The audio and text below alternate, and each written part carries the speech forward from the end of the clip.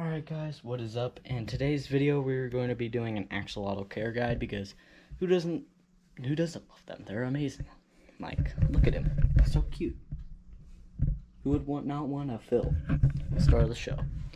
So basically, I'm going to instantly start off with you need some space because these tanks are pretty big. The minimum of 20 gallons for one axolotl, so my tank is 30 gallons, so if you can go bigger, go bigger. But mine is 20 gallons. It's a good tank. I like it. You also need very clean water.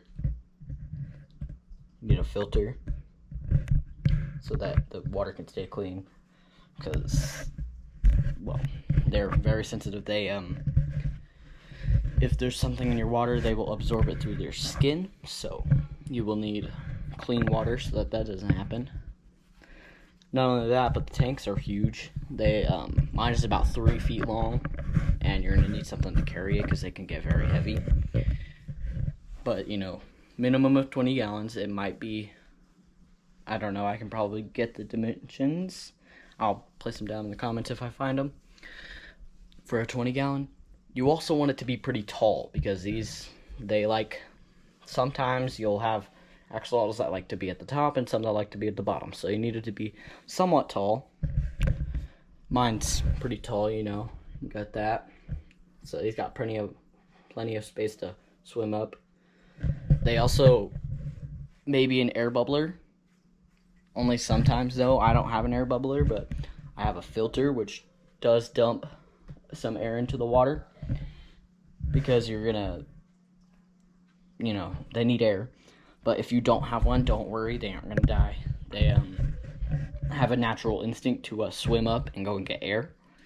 So it's really fun to watch them. They'll go up and eat some air. Probably. Yeah. So then you also need food, obviously, because it's an animal. You have to feed them. I have these pellets right here. They're pretty good. You can feed them a different brand. I just like that brand. The food, you don't have to feed them pellets. You can feed them worms, like night crawlers and bloodworms. And, you know, you might need to get some tongs for some worms like that because, I don't know, you just might have to. But not only that, but if you're getting a small axolotl, you cannot do, if it's under 4 inches, make sure you measure them to make sure. If it's under 4 inches, don't put them with any other axolotls. And if it is if it's under 4 inches, do not put substrate. I have this very fine sand. Just don't put substrate if they're small. Once they get bigger, like Phil's fully grown axolotl, don't put substrate. They will like eat it and then they die. They choke on it basically.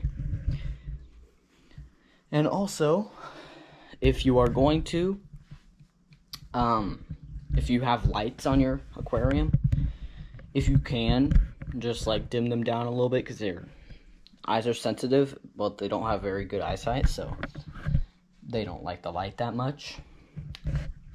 Still speaking of the aquarium itself, if you're gonna get decor, make sure what you're getting isn't sharp, and if you're getting live plants, you are gonna have to put a light on it because your plants will die.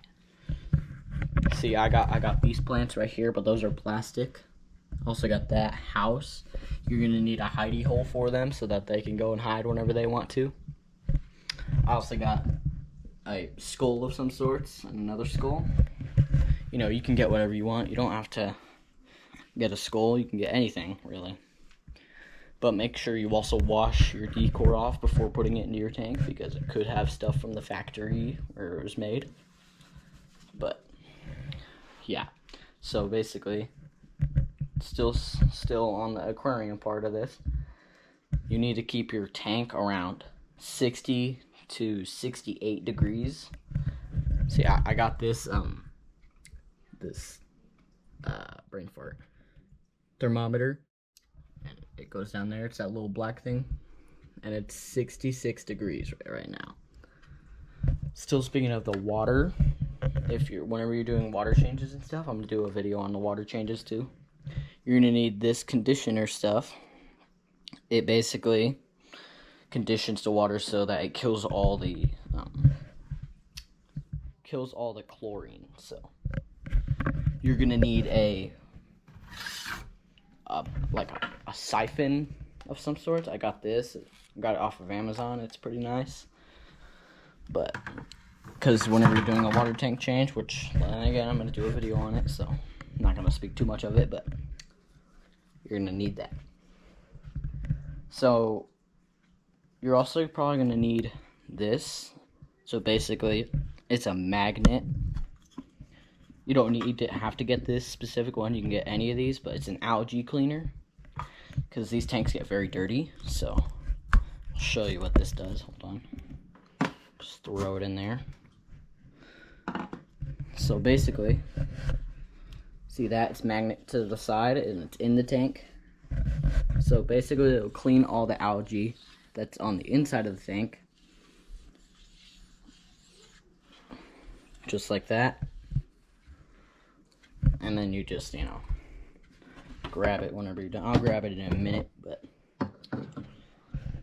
besides that, that's almost it. It's not quite it, but those are the basics. They're also super expensive, like I mentioned, depending on what tank you get, what decor. It can get pretty pricey. My axolotl is about $400 for the whole setup. So you need definitely some money if you want to get started. Not only that, but if you have a filter, I would very recommend getting a filter. You need to get these filter for the filter, basically. So it comes in two parts. It comes in this, and then probably one of those. It could also be made of rocks, some other types. But I also have an automatic feeder. You don't need an automatic feeder. Just have one. So yeah, that's pretty much it. You just need to have a 20-gallon at least, and I'll probably show up some pictures of a 20-gallon and stuff like that. And maybe the dimensions. The dimensions will be in the comments, guys, for a 20-gallon and for a 30-gallon. So actually, this tank is 29 gallons. It's almost 30 gallons, but it's pretty much 30 gallons. So basically, that's it. Honestly, you just need, Oh no, that's not it. I just now thought of something. They aren't very entertaining. They're very cute, and that's what makes up for it for me. But they don't move at all whatsoever. Some of them move a little bit, but most of the time they're going to be hiding in their house or hidey hole of some sort, and they're just kind of boring. So if you're a person who likes to watch fish, super fast fish, and you think that's interesting, I don't think an axolotl is for you. Not saying you can't get one, but they're very boring unless you're me, because I love Phil and he's amazing, and I don't care if he's super boring.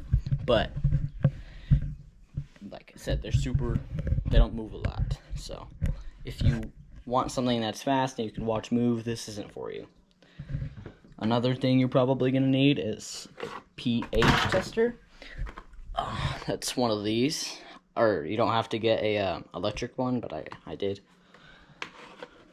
Of course, you don't need that. You just, as long as you keep the water clean, you'll be fine.